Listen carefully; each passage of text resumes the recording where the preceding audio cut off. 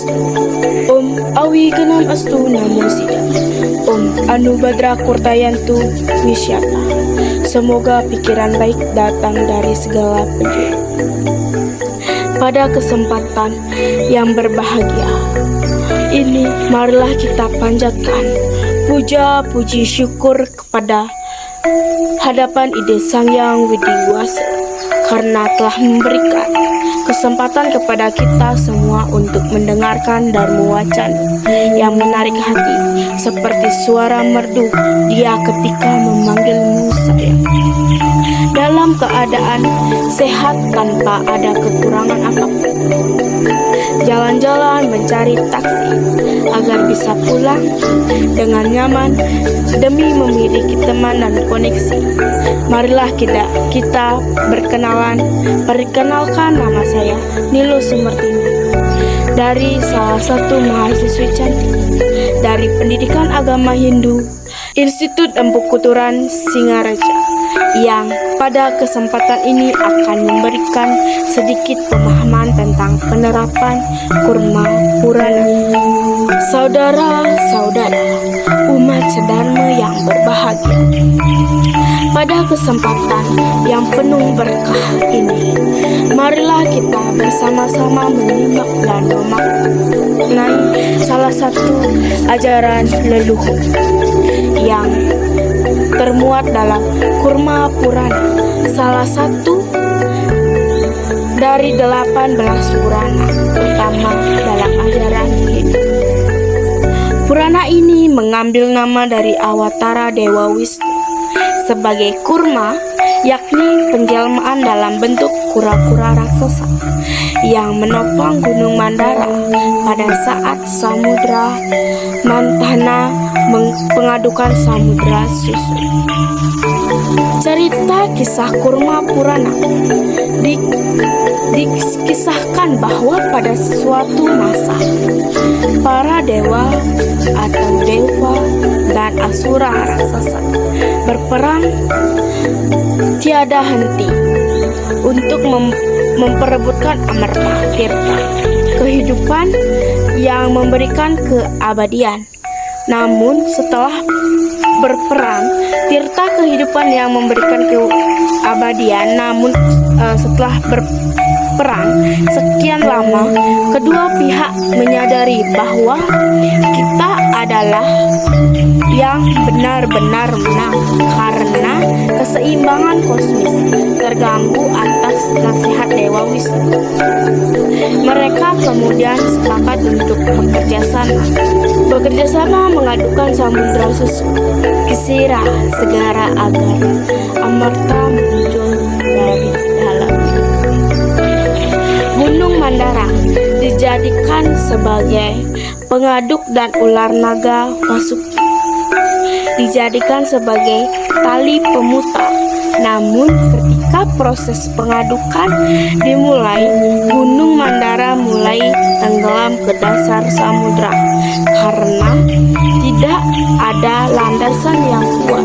Pada saat itulah Dewa Wisnu berinkarnasi menjadi Kurma Awatara, seekor kura-kura raksasa yang menopang gunung tersebut di penggunungannya agar pengadukan dapat berjalan dengan seimbang.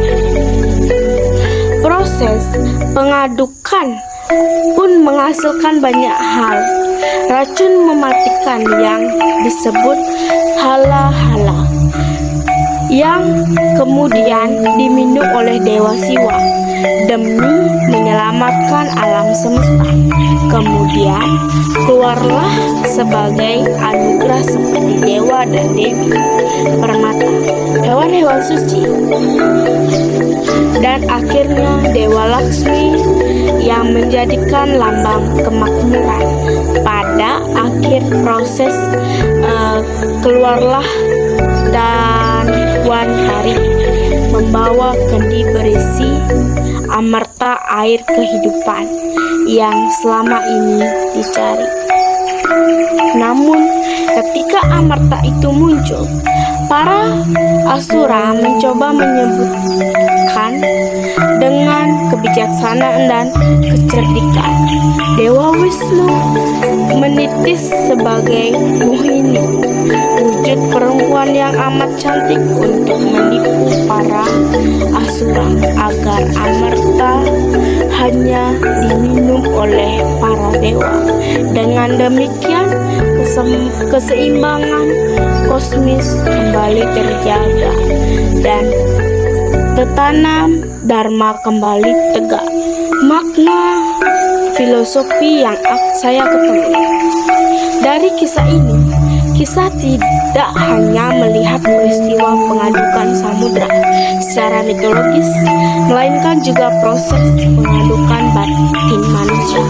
Samudra susu melambangkan jiwa manusia yang luas, dan dalam gunung Mandara melambangkan pikiran yang digunakan untuk mengaduk samudra batin agar sari-sari kebenaran dapat muncul. Ular Vasuki melambangkan nafas dan tenaga kehidupan, prana yang menjadi alat penegak dan proses spiritual. Dewa dan asura yang bekerja sama melambangkan dua kekuatan dalam diri manusia, kebaikan dan keburukan, kebijaksanaan dan nafsu. Keduanya ada dalam setiap diri, dan justru dari pertarungan dan kerjasama keduanya muncul keseimbangan dan kesadaran diri yang lebih tinggi. Sementara itu, kurma sang kura-kura melambangkan ketangguhan dan kestabilan spiritual, dan dalam kehidupan manusia memerlukan dasar yang kuat, yaitu srada dan bakti kepada Tuhan. Tanpa dasar iman, hidup mudah terguncang seperti gunung Mandara tanpa penopang. Ada kritik dan renungan terhadap cerita Kurma Purana. Sebagai umat beragama dan yang hidup di zaman modern, kita perlu membaca kisah ini tidak hanya secara literal, tetapi juga kritis. Dalam kisah ini, dewa dan asura bekerja sama untuk mencapai tujuan mulia. Namun, akhirnya para dewa yang meminum amerta di sini muncul pertanyaan moral. Apakah tindakan menipu para asura dapat dibenarkan meskipun demi kebaikan kosmis? Pertanyaan ini mengajak kita untuk merenungkan konsep dharma dalam konteks yang lebih luas. Dalam ajaran Hindu, dharma bukan sekadar benar atau salah secara hitam putih, melainkan tentang menjaga keseimbangan dan keharmonisan semesta. Dewa Wisnu sebagai Mohini menipu para asura bukan karena ingin berbuat jahat, tetapi karena jika asura mendapatkan amarta, kekacauan akan semakin besar dan adharma akan merajai dunia. Namun jika kita dapat melihat dari sisi lain, kisah ini mengajarkan kita tentang pentingnya niat dan tujuan dalam bertindak. Kadang dalam kehidupan, seseorang harus mengambil keputusan sulit demi kebaikan dan lebih besar. Dalam konteks ini, spiritual tujuan yang suci harus diiringi dengan cara yang benar, karena cara yang salah dapat menodai kesucian itu sendiri. Kritik lainnya terletak pada gambaran relasi kuasa antara dewa dan asura. Dewa selalu dihentikan dengan kebaikan dan asura dengan kejahatan. Namun jika kita diperhatikan, Tanpa kerja keras para Asura Amerta tidak akan pernah muncul. Ini menunjukkan bahwa setiap unsur dalam kehidupan, bahkan yang kita anggap negatif, memiliki peran dan menciptakan keseimbangan dalam kehidupan sehari-hari.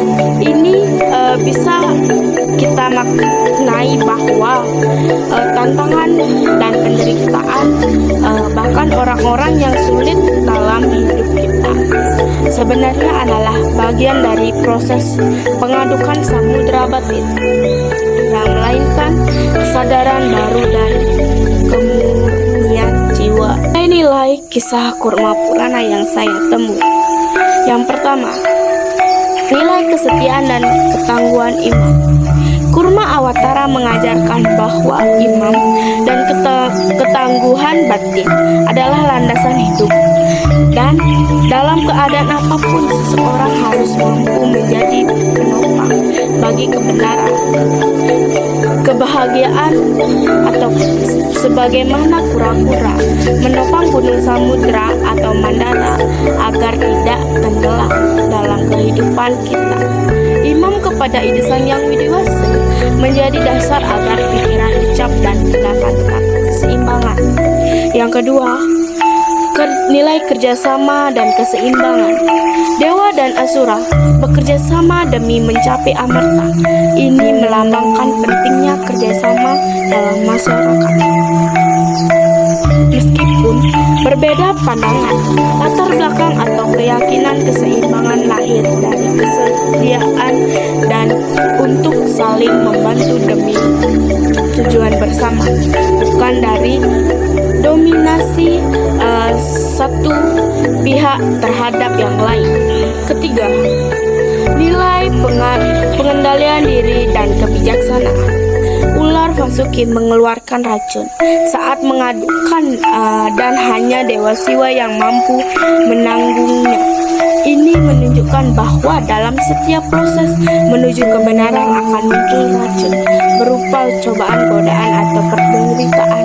Hanya mereka yang bijaksana dan mampu mengendalikan diri yang dapat menanggung tanpa merusak diri sendiri. Dalam kehidupan modern ini bisa diartikan sebagai kemampuan untuk setiap tenang dan sabar dalam menghadapi tantangan hidup. Keempat, nilai pengorbanan demi Dharma. Tindakan Dewa Siwa meminum racun adalah simbol pengorbanan tertinggi demi kesejahteraan dunia. Ini mengajarkan bahwa Dharma seringkali menuntut pengorbanan, baik waktu, tenaga, maupun ego pribadi. Hanya dengan rela berkorban, keseimbangan dan harmonis dapat wujud. Yang terakhir, dalam kesimpulan Kurma Purana. Cerita dari Kurma Purana ini adalah cermin kehidupan kita sendiri. Dalam setiap hari, manusia adalah samudera luas yang diadukan oleh pikiran dan perasaan, oleh suka dan duka, oleh kebaikan dan keburukan. Selama kita memiliki dasar iman yang tangguh seperti kura-kura Kurma Awatara, maka segala guncangan hidup akan dapat kita lalui. Kita belajar bahwa Dharma tidak hanya sederhana. Ia menuntut kebijaksanaan, pengendalian diri, ketangguhan hati. Kadang kita harus menghadapi racun kehidupan sebelum memperoleh amarta berupa kebahagiaan sejati. Marilah kita semua meneladani makna luhur Kurma Purana dalam kehidupan nyata, menjadi penopang kebenaran, bekerja sama tanpa melihat perbedaan dan pengorbanan demi Dharma. Dengan demikian kita turut menjaga keseimbangan dan keharmonisan dalam alam semesta. Demikian Dharma Wacana dari saya. Jika ada kata-kata yang salah yang saya ucapkan, mohon maaf. Saya tutup dengan para mesanti. Om Santi Santi Santi.